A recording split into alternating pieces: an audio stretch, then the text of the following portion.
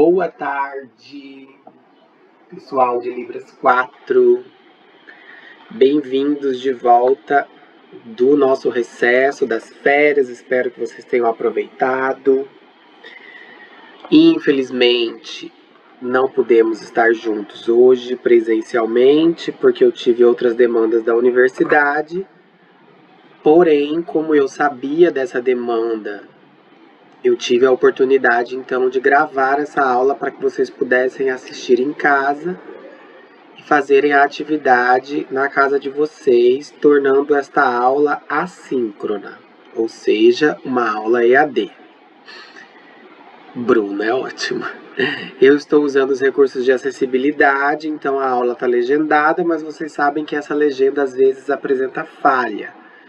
E ao mesmo tempo eu fiz a tradução de Libras também, porque esse material me permite e é uma das coisas que a gente aprende, ou aprendeu, ou deveria ter aprendido na pandemia, que é utilizar os recursos de acessibilidade ao nosso favor.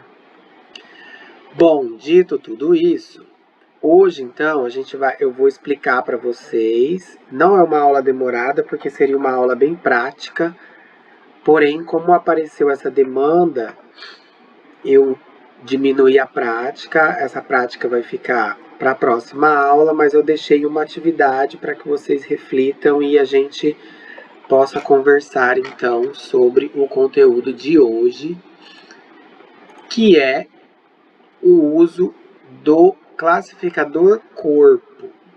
A gente vai falar hoje do uso do classificador corpo, especificamente pensando no processo anafórico, que é esse sinal que eu estou fazendo aí, né? Bom, o que seria então a diferença neste processo anafórico quando a gente vai utilizar um classificador? O sinal de classificador de corpo é esse. Acho que já está todo mundo decorado, né? E aí, o que seria o processo anafórico, então? O processo anafórico, em língua de sinais, ele tem várias terminologias que o definem. Então, em alguns momentos ele é chamado de anaforismo, em outros momentos ele é chamado de shifting, em outros momentos é chamado de roleplay. Ó, meu inglês. A legenda entendeu. E também, em outros momentos, ele pode ser chamado de role shift.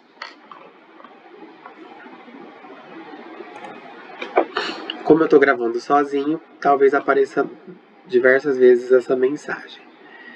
Então, ele tem essas 4 nomenclaturas para designar a mesma função linguística, que é o processo anafórico, que é o processo da incorporação dos personagens. Porém, a gente vai entender que neste processo anafórico, ele pode acontecer simplesmente pela marcação do corpo, ou seja, eu demarco os personagens no espaço de sinalização que farão uma interação, ou eu posso demarcar esses personagens e, para além da demarcação, inserir características do comportamento desses personagens no momento em que eu faço esse processo anafórico. Bom, então o que seria isso? Segundo Charles Liberato, é um recurso da língua de sinais que possibilita ao narrador, através da mudança de postura corporal, incorporar diferentes personagens de uma narrativa. Quando a gente fala narrativa também, pessoal, a gente não está querendo dizer somente de histórias, de contação de história, de enredo de história, ainda que nas disciplinas de Libras a gente trabalha muito mais isso. Mas é porque realmente a intenção é que, trabalhando essas narrativas, esse processo criativo, vocês sejam estimulados a utilizar esses recursos em falas do cotidiano. Então a gente trabalha muito essa questão de contação de história, porque quando você precisar contar uma situação real da sua vida, você tem esse embasamento e pode utilizar dessas ferramentas que você praticou ao longo da graduação. Bom, dito isso, então, é essa incorporação no momento que a gente vai apresentar esses personagens. Bom, ela exige um poder de concentração extremo para serem utilizadas e mantidas nos lugares corretos, para que os outros surdos compreendam claramente os textos e a relação entre os personagens. É muito comum no processo de aprendizagem de Libras a gente demarcar os personagens no espaço e às vezes se confundir e não saber mais aonde está o personagem que eu coloquei. Um exemplo muito fácil de ver isso é quando a gente fala entre conversas, por exemplo, de adultos e crianças. Porque se a gente tem uma conversa de adulto e criança, num contexto normal, né, o adulto de pé, ele vai ter que olhar para baixo para falar com a criança, ao passo que a criança olha para cima para conversar com o adulto. Esse é um exemplo muito simples desse processo anafórico em que o direcionamento de olhar vai dizer quem é o personagem que estamos incorporando. Então, se eu olho para cima, naturalmente eu estou do lado da criança. Se eu olho para baixo, naturalmente eu estou representando o adulto. E aí é muito comum a gente iniciar esse processo fazendo assim, né, o adulto olhando para cá e a criança olhando para cá. Mas no terceiro ato de mudança de fala, esse olhar já se iguala. E aí a gente esquece e começa a olhar simples reto, assim, né, pra frente, como se eles estivessem no mesmo patamar. Então é muito fácil para nós que estamos aprendendo a língua nos confundirmos com isso. E também quando a gente coloca mais de 2 personagens, porque quando eu coloco só 2, eu ainda tenho na minha imagem mental que personagem X está aqui, personagem Y está aqui, mamãe está aqui, filho está aqui. Isso é mais tranquilo. Agora, quando eu coloco mãe, pai e filho, aí já começa a ficar um pouco mais complicado. E é engraçado, porque eu vejo, por exemplo, que às vezes o personagem criança, por exemplo, termina o seu discurso de uma forma triste. Então ele termina assim, ai, não quero. Ao passo que quando eu viro o meu corpo, em questão de segundos, essa expressão tem que sair de triste para raivoso, por exemplo, porque era um pai que está brigando. Então eu estou aqui triste, eu já tenho que virar e fechar a cara para dizer, você estava errado, você sabe disso, vai ficar de castigo. E aí quando eu volto para a criança, eu também faço essa troca para mostrar que a criança continua triste. Então percebam que isso é uma coisa realmente complexa. Parece simples, mas não é tão simples não. E aí ainda pensando sobre esse processo anafórico, ele tem que ter um controle, assim, para que não se torne algo muito exagerado, porque tudo que é exagerado acaba se descontrolando e aí destoa um pouco, né, do que a gente está querendo comunicar em Libras e o interlocutor da nossa conversa pode se confundir e não entender com clareza. Então, por exemplo, quando eu incorporo um leão que está caminhando, que está correndo, que a gente sempre usa o clássico leão, eu tenho que tomar cuidado para não virar um exagero à beira de chegar a ponto da gente sair do que é Libras para um teatro, né? Que é um pouco daquela atividade que a gente fez na aula passada, do Desenhar é Minha Paixão, que teve uma aluna que queria deitar no chão para mostrar a capivara. Não, mostrar o leão mesmo, né? Então aí perde o sentido. Porque em Libras a gente não pode deitar no chão. A gente está falando de uma língua e a gente tem que se adaptar no nosso quadradinho. Mas eu não vou lembrar quem foi agora. Não sei, não vou lembrar. Acho que Juliana. Acho que foi Juliana. Não sei, mas enfim, até deitou assim. Aí eu falei, não, deitar já é mímica, não é língua de sinais. A gente tem que se virar no que a gente tem, porque é uma língua, tem regras. E é isso, então parece um processo simples, mas não é tão simples assim. Necessita uma certa concentração. Eu olho para cima porque tem uma TV aqui, tá? Segundo o autor Marcos Arriens, ele explica que todos esses processos anafóricos, eles exigem um poder de concentração extremo para serem realizados e mantidos nos lugares corretos para que os surdos compreendam claramente os textos e a relação entre os personagens. Como eu acabei de dizer, né? Quando eu faço, por exemplo, quando na minha narrativa há personagens muito diferentes, muito distintos, por exemplo, adulto e criança, por exemplo,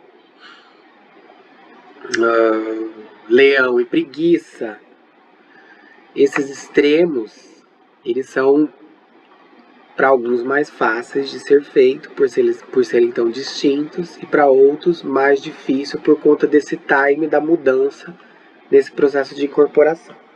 Assim como personagens mais próximos, tipo 2 adultos conversando, 2 crianças conversando, 2 idosos conversando, ele é um processo mais simples porque a gente meio que mantém a performance nessa caracterização desse processo anafórico. Então, se é um velho, eu meio que vou me encurvar e vou fazer alguns trejeitos que relembram uma pessoa bem de idade, que serve para ambos os lados.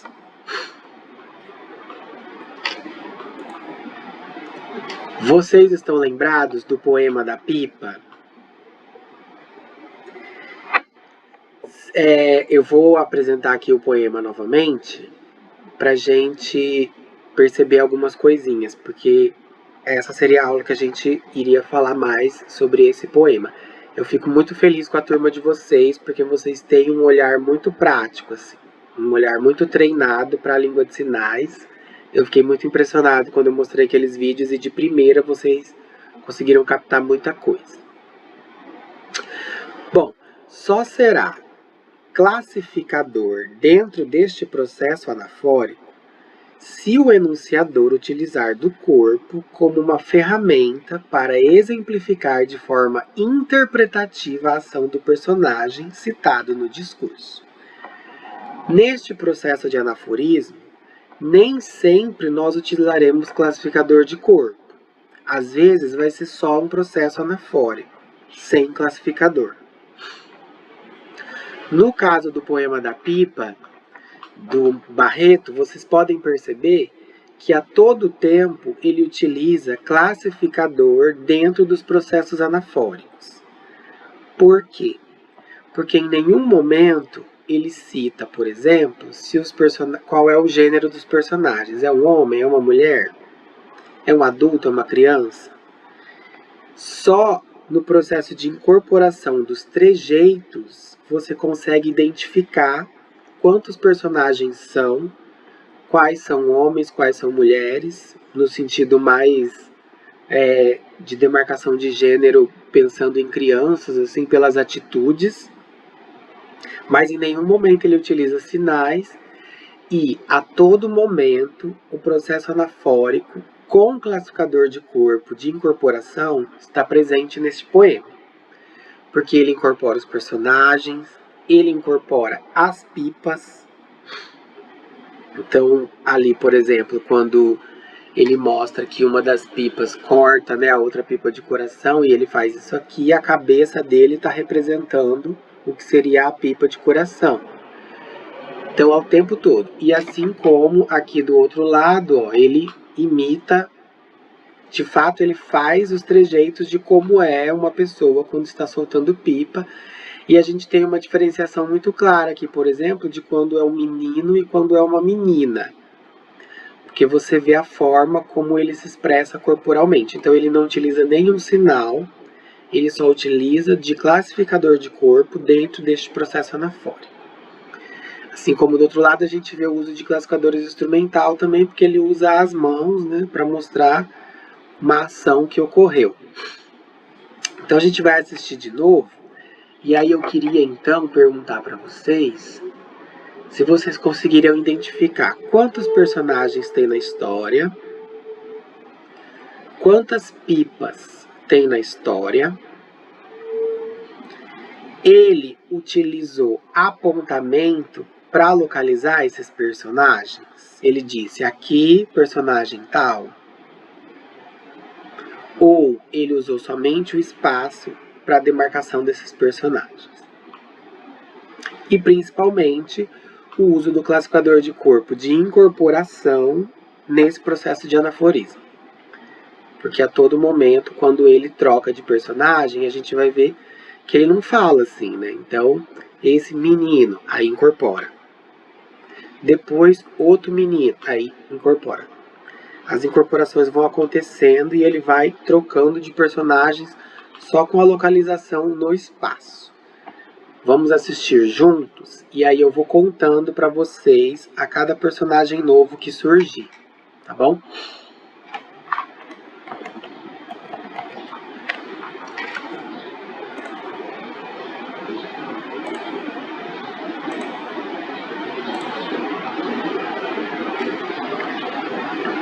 Um,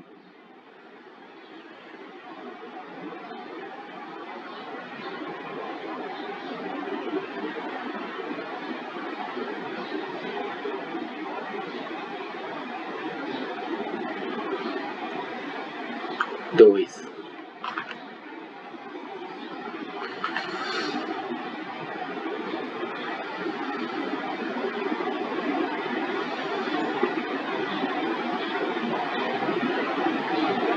3,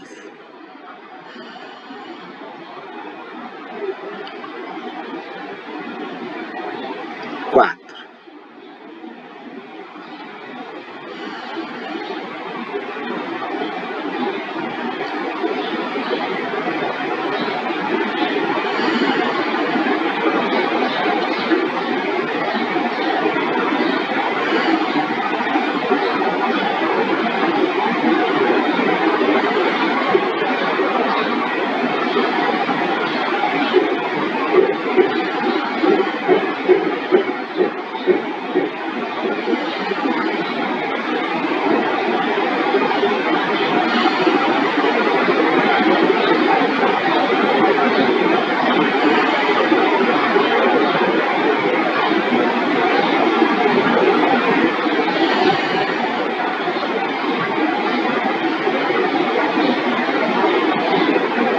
5,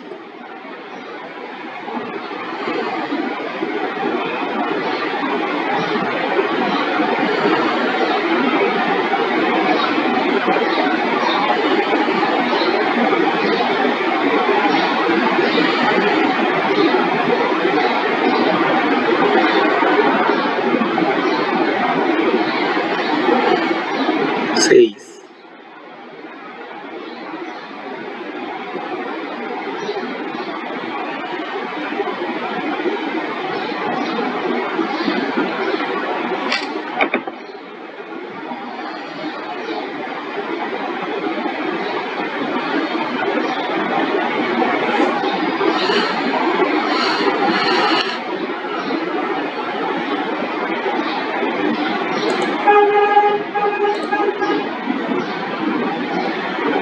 'Então vocês viram? Foram 6 personagens. Chegou o Shopee. Vocês viram que tinham 6 personagens, apareceram 6 pipas, né? Então, em nenhum momento ele utiliza apontamentos, deixes que a gente fala, para demarcação de personagens. Em nenhum momento ele descreve os personagens, ele simplesmente incorpora esses personagens. E essa é a diferença entre um processo anafórico com classificador de corpo de um simples processo anafórico, em que a gente não usa classificador de corpo. Bom, dito isso, eu queria mostrar agora para vocês um outro vídeo para a gente poder comparar. Mas aí, obviamente, antes de mostrar esse vídeo, eu preciso falar do processo anafórico, que a gente chama de roleplay também, simples, sem o uso de classificador. Este processo anafórico é o processo, por exemplo, que é utilizado na atuação dos tios na nossa sala. Por exemplo, o tio Josué, que está atuando aqui na nossa sala virtual nesse momento. Quando eu falo, por exemplo, que o Josué estava conversando com a coordenadora Sebastiana, e aí ele avisou ela que nessa segunda não teria aula presencial. Então, Sebastiana, essa segunda não vai ter aula presencial, porque eu vou ter que participar de uma banca, mas eu vou dar aula online para os alunos. Sim, Josué, não tem problema, tudo bem, obrigado por você me avisar. Bom, viram neste exemplo? Em nenhum momento eu incorporei os trejeitos do professor Josué, ainda que eu acho que cheguei muito perto, e nem da Sebastiana. Então, assim, eu não mostrei os jeitos da Sebastiana, eu não me expressei corporalmente como a Sebastiana fala com vocês. Então, eu simplesmente demarquei esses personagens no espaço e reproduzi uma fala no qual eles tenham conversado, mas eu não coloquei os trejeitos, ou seja, eu não incorporei, eu não usei um classificador de corpo para mostrar que esse personagem era de fato as pessoas com o qual eu me referi. Então os tios eles fazem muito isso, eles demarcam o posicionamento no espaço, mas eles não incorporam os trejeitos, eles não imitam, digamos assim, os personagens com o qual eles estão passando a informação no momento.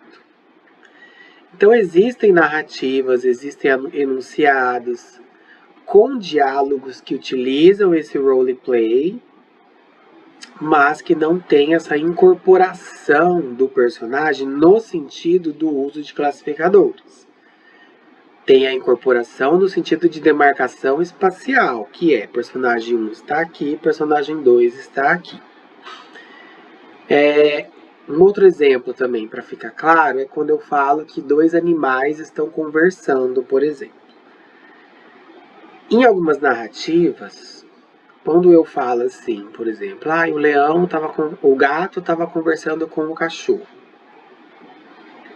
Posso dizer, o gato e o cachorro estavam conversando. Eu posso fazer de duas formas, o intérprete Josué vai mostrar. Posso dizer, o cachorro estava deitado e o gato chegou e disse, eu tô com fome. O cachorro disse, fome? O que? Fome? Eu também tô com fome. Fome? Cadê essa humana que não chega? Isso foi com um processo de classificador de corpo de anaforismo. Agora eu posso fazer esse mesmo trabalho sem a incorporação. Então um cachorro e um gato estão conversando. O cachorro está deitado e o gato chega. Eu tô com fome. O cachorro diz, fome? Ah, eu também tô com fome, fome. O gato diz, essa humana que não chega. E aí vocês veem que eu demarquei os personagens, mas eu não incorporei utilizando esse classificador de corpo. Vamos ver esse outro exemplo aqui. Ou seja, nem todo anaforismo é um roleplay com um classificador de corpo. Ele pode ser só um processo anafórico sem classificador de corpo. Eu amo que eu monto o slide e é surpresa pra mim as coisas que aparecem. Vamos ver essa outra história para vocês entenderem um pouco dessa diferenciação. Se a gente comparar essa história com o poema de Barreto, você vai ver que nessa narrativa, por exemplo, ele usa dates, ali tinha um personagem, aqui tinha outro. Em alguns momentos ele faz a incorporação com o classificador, em outros momentos ele não faz.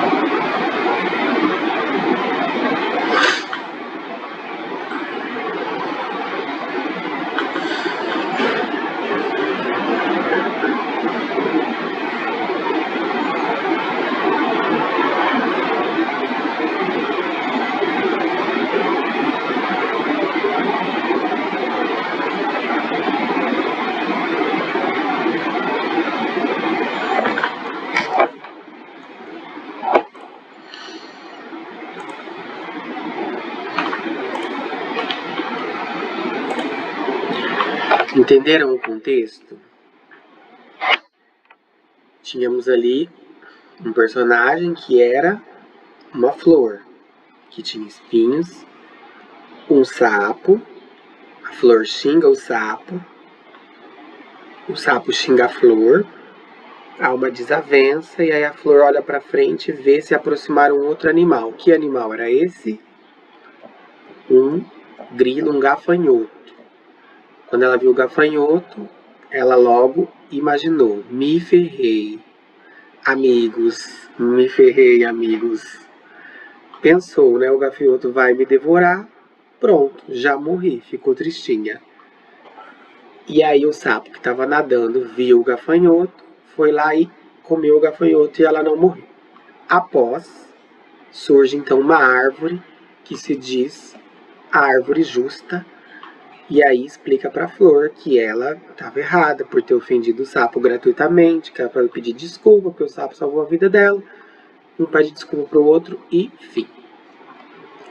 Bom, nesse enredo, a gente consegue perceber, por exemplo, que no poema do Barreto só teve processo anafórico com classificador de corpo a todo momento, porque ele imita as crianças, porque as pipas estão nas mãos, em nenhum momento ele mostra que é o sinal, pipa, objeto de criança, brincar, não explica nada.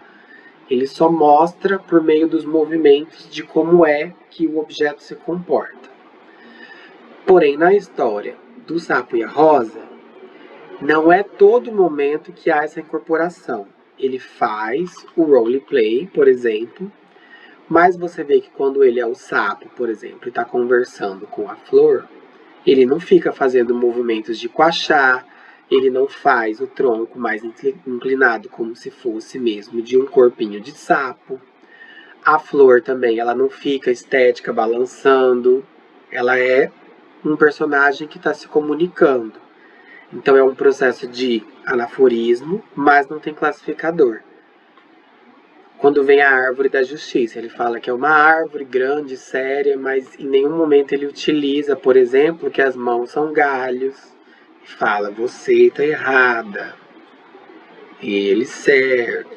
Não há essa incorporação por meio de classificador. Apenas há uma demarcação espacial de um personagem que se comunica utilizando o processo anafórico. Então, em quais momentos ele utiliza, por exemplo, o classificador? Quando ele mostra o sapo nadando, que ele acha que ele faz até assim.